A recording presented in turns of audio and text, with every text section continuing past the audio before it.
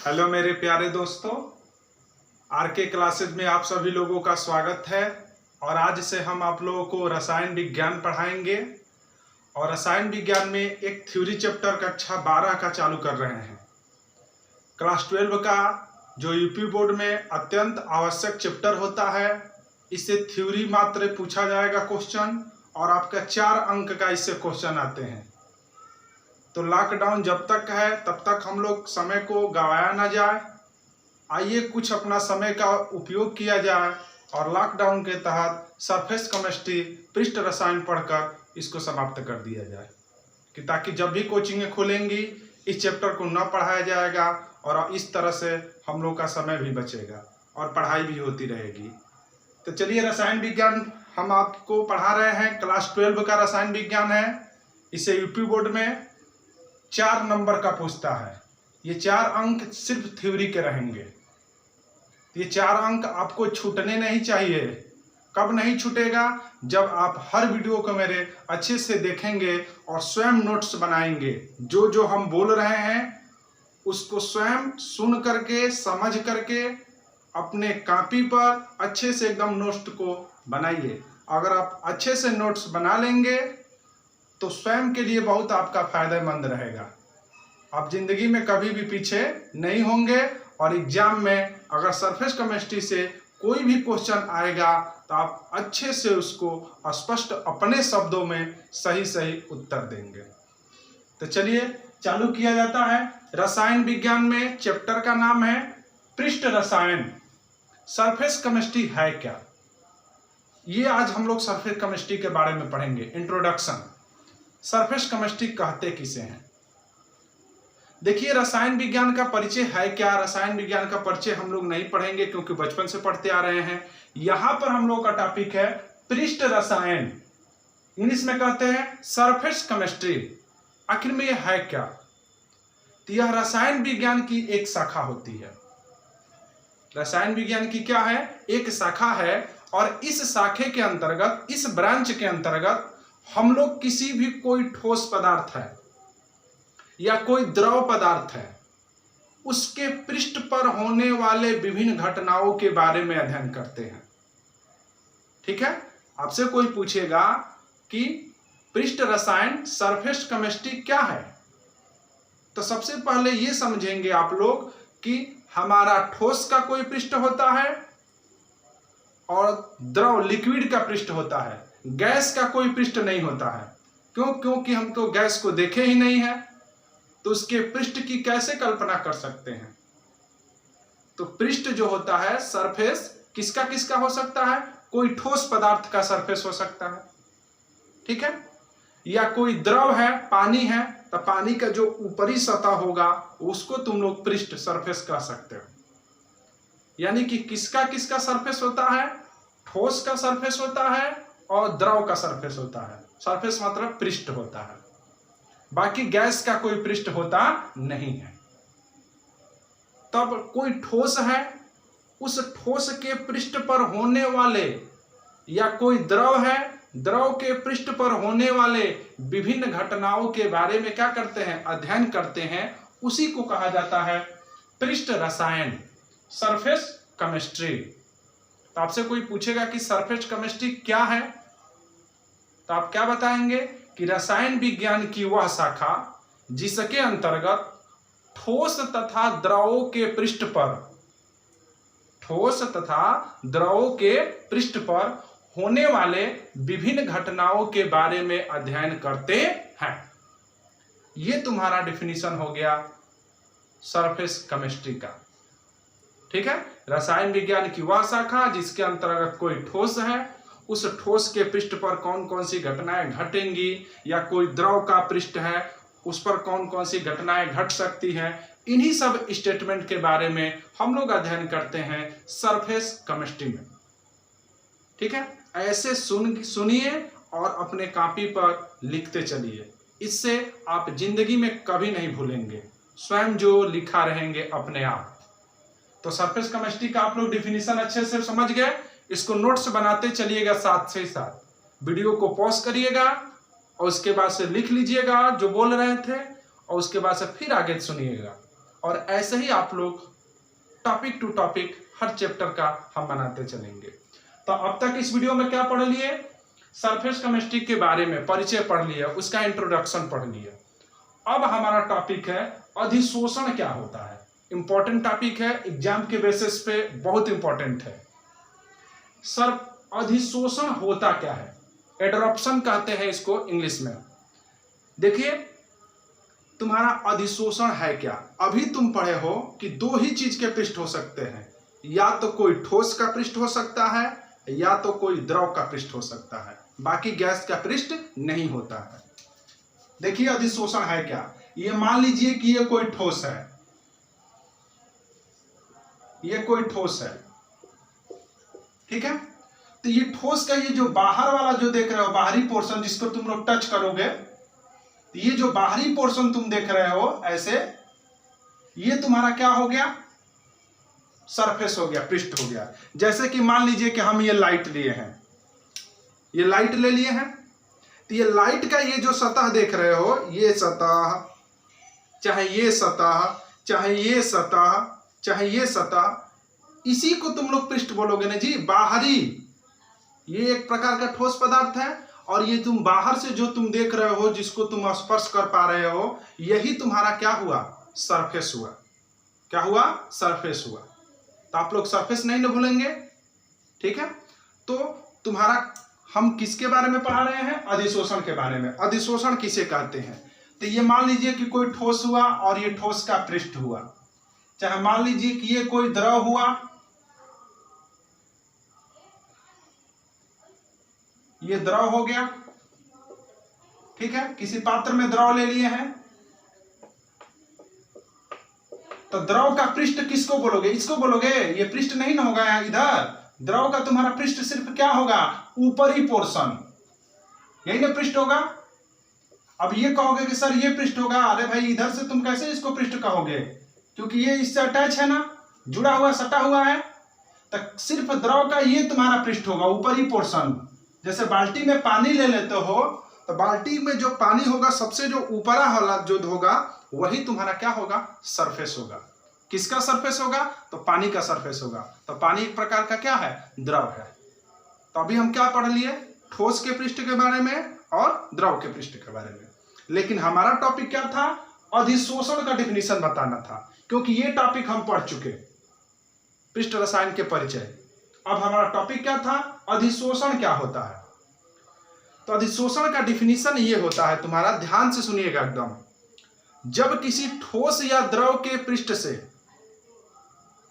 जब किसी ठोस या द्रव के पृष्ठ पर अन्य कोई अणु आकर के चिपक जाते हैं। स्पीच।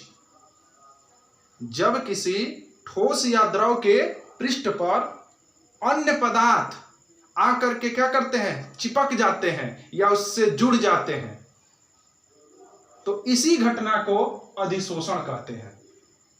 फिर से, जब कोई ठोस हो या कोई द्रव हो, जब किसी ठोस या द्रव के पृष्ठ पर, पृष्ठ मतलब समझ में आ रहा है, इसका ऊपरी पोर्शन पर या इसके ऊपरी पोर्शन पर अन्य पदार्थ के अणु आकर के चिपक जाते हैं या जुड़ जाते हैं, इसी घटना को अधिशोषण कहते हैं।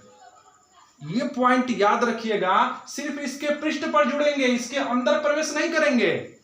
मैंने हुआ ये कि मान लीजिए कि कोई पदार्थ था, ये ठोस था, और किसी पदार्थ था ये, और ये पदार्थ के अणु इस पर आकर के क्या हो गए? चिपक गए, जुड़ गए। इसके अंदर प्रवेश नहीं करेंगे, सिर्फ इसके सरफेस से क्या करते हैं? जुड़ जाते हैं, और यही घटना तुम्हारा कहा जाता है अधिशोषण। क्या कहा जाता है? अधिशोषण, एड्रोसोप्शन, ठीक है। कभी भूलेंगे नहीं ना। अधिशोषण क्या होता है? जब किसी ठोस या द्रव के पृष्ठ पर अन्य पदार्थों के अणु आकर के चिपक जाते हैं या जुड़ जाते हैं, तो यही घटना अधिशोषण कहलाता है। कोई दिक्कत? थोड़ा सा इसका दैनिक जीवन में एग्जाम्पल देखते हैं। बाबू आप लोग चारकोल देखे होंगे, जिसको हम लोग अपने दैनिक जीवन में बोल देते हैं अलकतरा, जिसको रोड पीच किया जाता है, काला काला रंग का होता है। उसको आप किसी बाल्टी में या किसी पात्र में रख देंगे तो होगा क्या? बाहर के जो धूल के कण हैं उससे आकर के उसके ऊपर चिपक जाएंगे कि नहीं चिपक जाएंगे, परंतु वो जो धूल के कण है चारकोल के ऊपरी सतह पर चिपकेंगे, उसके अंदर प्रवेश नहीं करेंगे। तो वहां भी घटना तुम्हारा क्या हुआ, अधिशोषण हुआ। क्या हुआ, अधिशोषण हुआ। चाहे मान लीजिए कि हम जानते हैं कि हमारा शरीर है, शरीर में अनेक छिद्र हैं, जो रोआ जिसको बोलते हैं हम लोग। ये इसमें क्या होता है, दिन भर बाहर घूमेंगे तो बाहर के जो धूल या कण है इससे आकर के चिपक जाते हैं, चिपक जाएंगे। अब बाहर के अंदर नहीं ना प्रवेश करते हैं जी, उसके ऊपर माने हमारा शरीर का ये सरफेस है, चमड़ा क्या हुआ, हमारे शरीर का क्या हुआ, सरफेस हुआ, और उससे आकर के उस पर क्या हो गया, वो चिपक गया। कौन चिपक गया, तो बाहर के धूल कण गंदगी आकर के उससे क्या हो गई, चिपक गई। तो ये घटना तुम्हारा क्या हो गया, अधिशोषण हो गया। क्या हो गया, अधिशोषण हो गया। आप नहीं ना भूलेंगे अधिशोषण क्या होता है। क्या होता है अधिशोषण, जब किसी ठोस या द्रव के पृष्ठ पर अन्य पदार्थों के अणु आकर के क्या होते हैं, चिपक जाते हैं, परंतु उसके अंदर प्रवेश नहीं करते हैं। यही घटना अधिशोषण कहलाता है। कोई दिक्कत, अब समझिए अगला टॉपिक, आप लोग नोटेट करते रहिएगा। अगला टॉपिक क्या है तुम्हारा, अधिशोष्य किसे कहते हैं। ठीक है, एडसोर्प्टेड तुम्हारा अधिशोष्य होशे क्या है, अधिशोष्य किसे कहते हैं। तो अधिशोष्य ये बताइए, इस ठोस के पृष्ठ पर ये कण आकर के चिपके ना, तो इस पदार्थ को हम लोग कहते हैं अधिशोष्य। ठीक है, मैंने कहने का मतलब यह है कि जो पदार्थ आकर के किसी अन्य पदार्थ की सतह पर चिपकता है उसे क्या कहते हैं, अधिशोष्य कहते हैं। ठीक, अब क्या हुआ, अगला जो तुम्हारा टॉपिक है अधिशोषक, ये अधिशोषक है। अगला टॉपिक क्या है तुम्हारा, अधिशोषक, माने जो जिस पर चिपकते हैं उसको हम लोग अधिशोषक कहते हैं। फिर से सुन लीजिए इसको अच्छे से। मान लीजिए कि कोई ठोस पदार्थ था, ठीक है, इसके पृष्ठ पर अन्य कण आकर के चिपक गए, जुड़ गए, तो यह घटना तुम्हारा क्या कहा जाएगा, प्रोसेस को क्या कहोगे, अधिशोषण कहोगे। ठीक है, जो पदार्थ, जो कण आकर के चिपकते हैं या जुड़ते हैं उसे हम लोग क्या कहेंगे, अधिशोष्य कहेंगे। और उस पदार्थ को माने जिस पर चिपक रहे हैं क्या कहोगे, अधिशोषक कहोगे। माने जिस पदार्थ के पृष्ठ पर अन्य पदार्थों के अणु आकर के चिपकते हैं या जुड़ते हैं उसे हम लोग क्या कहते हैं, अधिशोषक कहते हैं। ठीक है, तो इस तरह से बाबू हम लोग इस वीडियो में क्या पढ़ लिए, रसायन विज्ञान में एक तुम्हारा चैप्टर है पृष्ठ रसायन, सरफेस केमिस्ट्री, वो पढ़ लिए, सरफेस केमिस्ट्री के बारे में पढ़ लिए। उसके बाद से पढ़ लिए अधिशोषण पढ़ लिए, उसके बाद से पढ़ लिए अधिशोष्य पढ़ लिए, उसके बाद से पढ़ लिए अधिशोषक पढ़ लिए। ठीक है, तो चलिए जल्दी से एक बार इसको रिवीजन भी कर देते हैं। पृष्ठ रसायन क्या है, तो रसायन विज्ञान की वह शाखा जिसके अंतर्गत ठोस या द्रव के पृष्ठ पर होने वाले विभिन्न घटनाओं के बारे में अध्ययन करते हैं, पृष्ठ रसायन कहलाता है। पृष्ठ रसायन का सर्वप्रथम प्रयोग या नाम किसने दिया था, एक वैज्ञानिक थे, थोड़ा सा कैसर वैज्ञानिक थे, यही सर्वप्रथम सरफेस केमिस्ट्री का नींव रखा था, कैसर वैज्ञानिक थे, इसको भी नोटेट कर लीजिएगा।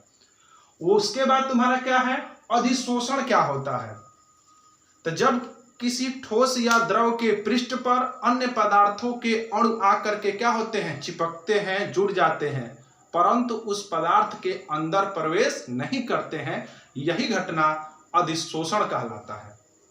जो पदार्थ आकर के बाहर से चिपकता है या जुड़ता है उसे क्या कहते हैं, अधिशोष्य कहते हैं। ठीक है, तथा जिस पदार्थ पर जुड़ता है उस पदार्थ को हम लोग क्या कहते हैं, अधिशोषक कहते हैं। माने हुआ क्या, इस ठोस पदार्थ के पृष्ठ पर ये पदार्थों के कण आकर के जुड़े, ये पदार्थों के कण आकर के ना इस पृष्ठ पर जुड़े हैं जी, तो इस पदार्थ को क्या कहोगे? अधिशोष्य कहोगे। और इस पदार्थ के पृष्ठ पर न जुड़े हैं तो इसको क्या कहोगे? अधिशोषक कहोगे। और इस पूरी घटना को क्या कहोगे? अधिशोषण कहोगे। कोई दिक्कत? अब समझिए, एग्जाम्पल चलते हैं। आपका दैनिक जीवन में एक एग्जाम्पल, आप लोग लोहे का बुरादा अगर होगा, लोहे का बुरादा हुआ और चुंबक हो गया, तो जब लोहे के बुरादे के पास हम लोग चुंबक को लेकर के जाएंगे तो चुंबक के पृष्ठ पर लोहे का जो कण है, छोटे छोटे कण है जिसको बुरादा बोल रहे हैं, वो आकर के उसके पृष्ठ पर जुड़ जाएंगे, चुंबक के अंदर प्रवेश नहीं ना करेंगे। तो वहां भी एक तरह से कह सकते हो कि सर अधिशोषण की घटना हुई है। उसमें जो लोहे के कण हैं वो आकर के चुंबक के कण पर चिपके हुए हैं, तो लोहे के कण को क्या कहोगे? अधिशोष्य कहोगे। चुंबक को अधिशोषक कहोगे। और इस पूरे प्रोसेस को क्या कहोगे? अधिशोषण कहेंगे। ठीक है, तो इस तरह से हम लोग ये चीज पढ़ लिए। और सारा एग्जांपल अगर आपको देखना है तो चारकोल की सतह पर अन्य सभी पदार्थों के या धूल के कणों को आकर के जुड़ना अधिशोषण हुआ। चाहे कोई ठोस पदार्थ है उसके पृष्ठ पर किसी गैस का आकर के जुड़ना अधिशोषण हुआ। ठीक है, तो इस तरह से आज के इस वीडियो में हम लोग अधिशोषण के प्रकार नहीं पढ़े, अधिशोषण के बारे में थोड़ा सा पढ़े, पृष्ठ रसायन पढ़े। नेक्स्ट आने वाले वीडियो में आगे पार्ट 2 में चलेगा अधिशोषण के और सारे टॉपिक। तब तक के लिए धन्यवाद।